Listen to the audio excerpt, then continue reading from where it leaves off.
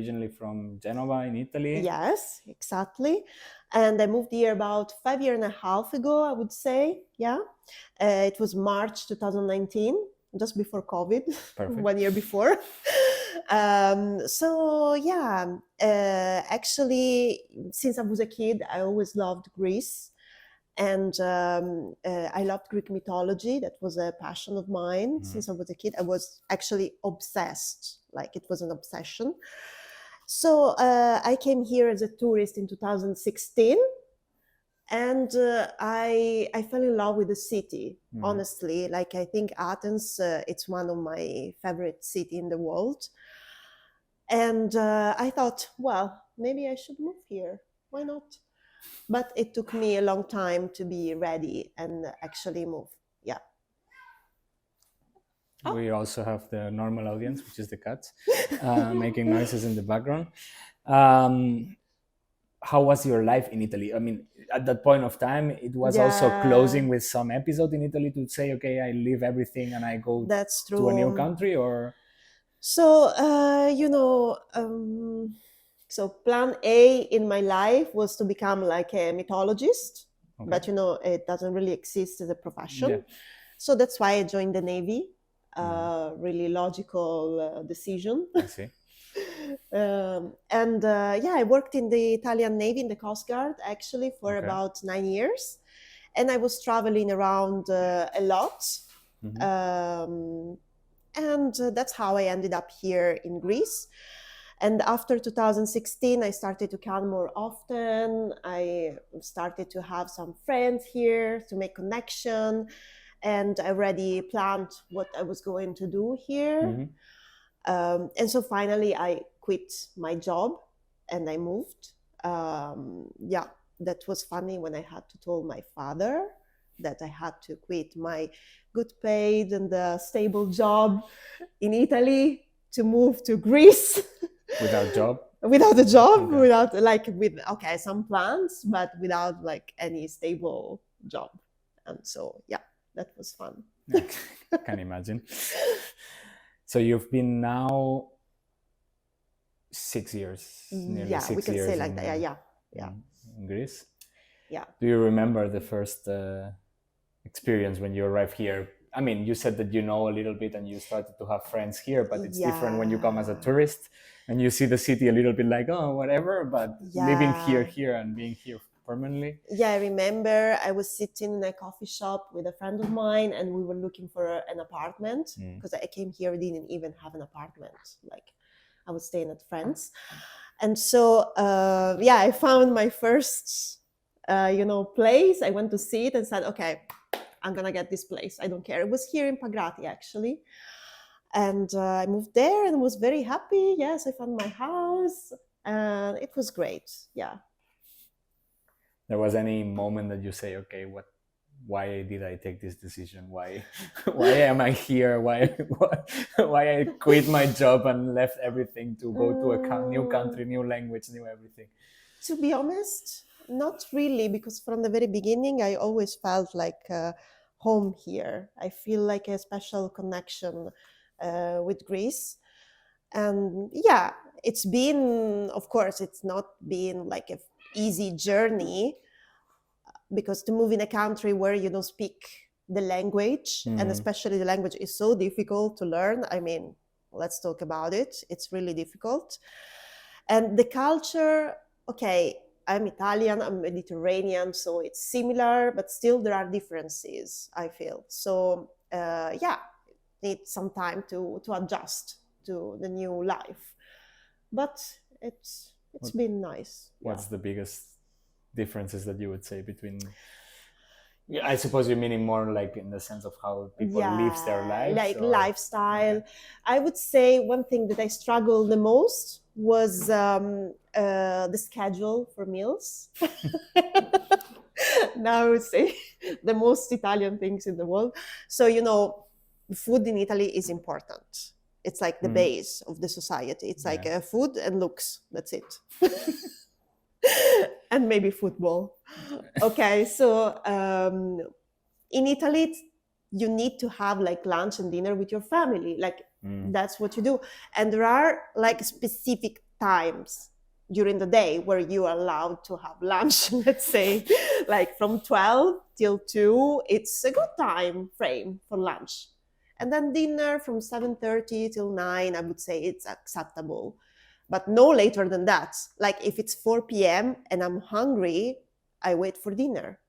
Here, it's total anarchy. Yeah. Like people eat whenever they're hungry, not when it's time to eat. And for me at the beginning, it was like a big problem because all my life I'm used to eat a certain time and all my schedule of the day, evolves around that. But here friends would call me like at 4 p.m. Let's go for lunch. I'm like, what? Too late. Or like 11 p.m. Let's go for dinner. And I'm like, excuse me, it's almost breakfast for me, That's crazy. So that was it needed some adjustment. Yeah.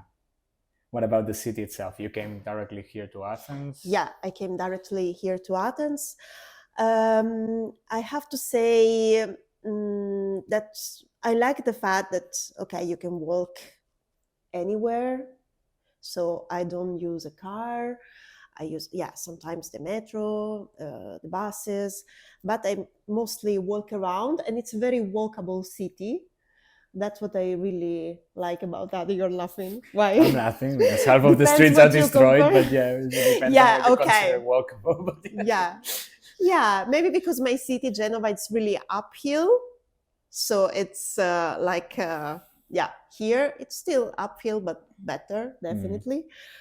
Another thing that I like about Athens that I feel social life is really like lively. There is always a lot of things to do. And I like that you can just call your friend and hang out and get a coffee and stay for hours outside. Because, people like to stay outside a lot here. Yeah. Makes sense. You arrive here without a job, without an apartment, without anything, but you said you had a plan or some plans. Yeah. What were those plans? So one is because of, I've been passionate about Greek mythology since I was a kid. I thought about starting like a storytelling experience about Greek mythology in Athens. And so that's what I started to do. And also I'm a teacher, so I teach Italian online. So I combine the two different things. Yes. So that's the jobs that you traded from the Navy for the Navy, yes. That your dad is not that happy about it, no? Yeah. Okay, I see. I mean, I find the mythology part really interesting, and I think it's something that it's very specific in that sense. It was one of the big triggers for you to come here. Yeah, definitely.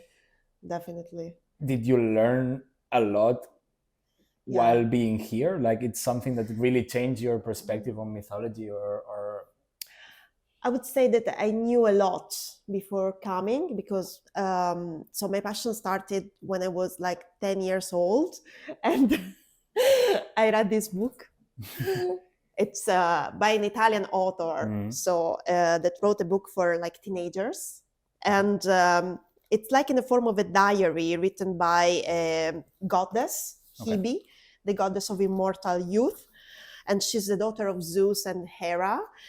And she tells all the story by her perspective, like a teenager. So it's very appealing for teenagers. And for some reasons, I really love this book.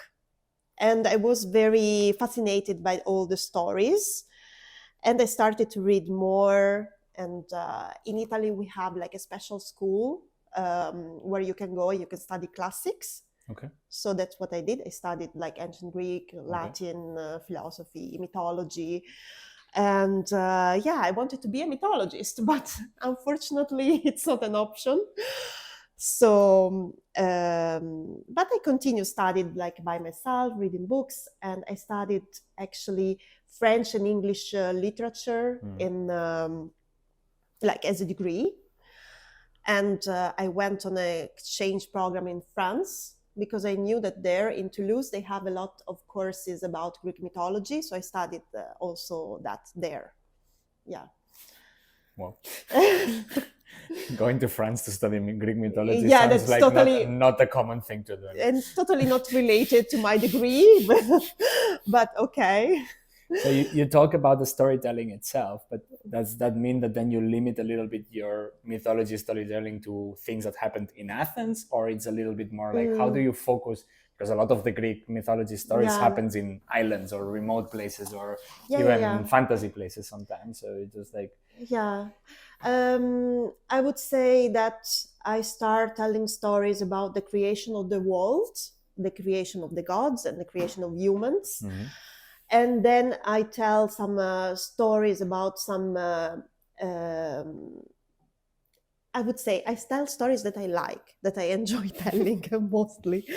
But then there are also many stories that happens in Athens, like all the stories about Theseus, the guy that killed the Minotaur, all the story of the contest between Athena and Poseidon, why Athens is called Athens. So yeah, there are also some stories in Athens. Yeah. Nice.